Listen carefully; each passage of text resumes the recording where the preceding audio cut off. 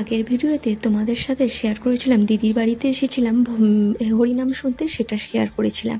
তো তারপরের দিন সকালবেলা দেখো কি সুন্দরভাবে সবাই মিলে ভোগ সাজাচ্ছে। এই যে বড় চাতালটা দেখছো, এখানে আগে ভোগ হতো, তো এইখানে এখন ভোগ হয়, কিন্তু অন্য চাতালে ভোগ হতো। তো এই চাতালটায় ভোগ হচ্ছে, দেখো এখান থেকে সবাই নিয়ে নিয়ে সরার মধ্যে কি সুন্দর ভোগ সাজাচ্ছে মালসার মধ্যে। আর এখানে সবাই মিলে ফল কাটছে, তো দেখতেই পাচ্ছ কত ফল কাটতে বসেছে এখানে সবাই মিলে। সব একজন এক এক রকম ফল কাটছে, তরমুজ, শসা, মানে অনেক রকম ফল কাটছে, বেদানা ইত্যাদি ইত্যাদি সব ফল কাটছে। আর এখানে অনেকজন মিলে ভোগ সাজাচ্ছে, তো কী সুন্দর দেখতে লাগছে না। আমি দিদির বাড়ির ছাদ থেকে সমস্ত ভিডিওটা করছিলাম, করে নিচে এলাম। দিদি এগিয়ে আছে পুজো দিতে, দিদি আর বাবু চলে গেল পুজো দিতে। এখানে দেখো ভোগ নিয়ে ঠাকুরের কাছে, গজার মায়ের কাছে ভোগ দিয়ে দিয়েছে, কত সুন্দর লাগছে না। তো এখানে সবাই পুজো দিতে এসেছে, আর দেখো মায়ের কাছে যে ভোগ সাজিয়ে দিয়েছে খুব সুন্দর লাগছে। তারপর এখানে দেখো হরিনাম বসে গেছে, মানে ভোগের গান বসে গেছে। তোমাদের সামনে তো ভোগের গানটা শেয়ার করতে পারছি না কপিরাইটের জন্য। তারপর ভোগের গান শেষ হওয়ার পর সবাই মিলে একটু নাচানাচি হচ্ছে, তার মধ্যে আমিও নেচেছি, আমার দিদির সবাই মিলে খুব একটু নেচে আনন্দ করেছি। তো আমার খুবই ভালো লাগে এরকম ঠাকুরের গানেতে নাচতে, তো সবাই ভালো লাগে। তারপর চলে এলাম হচ্ছে দেখো বাতাসা ছড়ানো। তো জানো বন্ধুরা, প্রচুর বাতাসা ছড়িয়েছে, সবাই বস্তা বস্তা বাতাসা নিয়ে এসেছে, নিয়ে এসে গজাই মায়ের এখান থেকে বাতাসা ছড়াচ্ছে। আর অনেক বাতাসা ছড়াচ্ছিল, গোটা বাতাসা আমার মাথাতে, গালেতে, ঘাড়েতে অনেক লেগে গেছে, কি বলবো।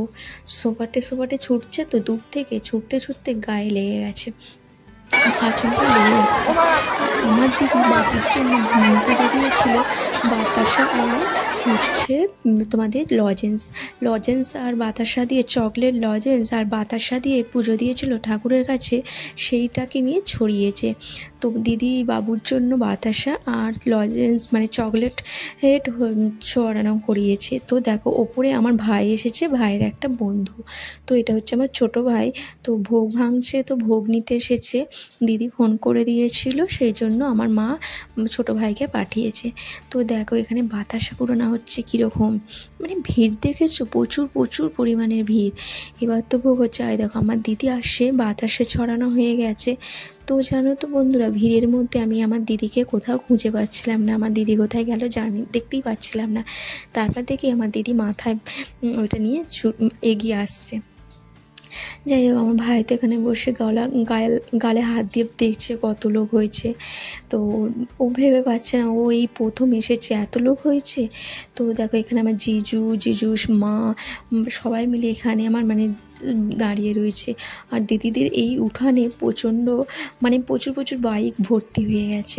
দিদিদের বাড়ির পিছনেই, এটা হচ্ছে বারোয়ারি, বাড়ির পিছনেই মন্দিরটা, এখানে পুজো হয়, তো এখানে ভোগ হয়, হরিনাম হয়, আর দিদিদের এখানে ভর্তি হয়ে যায়। আমার দিদি দাঁড়িয়েছিল, কয়েকজন নিয়ে গিয়ে জানো তো আমার দিদিকে সবাই মিলে কাদায় শুয়ে দিয়েছে, আর আমার দিদি কাদা মেখে ভূত হয়ে গেছে। তারা দেখো আমার বাবু খেয়ালই করেনি, বাতাসা লজেন্স ছড়িয়ে দিয়েছে। তো আমার বাবু খুব কান্না করছিল, আমি নিয়ে গিয়ে বাবুকে একটু ভোলানোর জন্য কিছু বাতাসা আর ওই মানে গামলিটা দিয়ে একটুখানি লাস্টে কী করলাম বললাম তুমি চলো, নিয়ে গিয়ে যে কজন আছে একটুখানি কান্নাটা থামানোর জন্য আমি ছড়াতে দিলাম। তো দেখো এখানে চলে এসেছি, বাবু হচ্ছে বাতাসা ছড়াবে আর লজেন্স।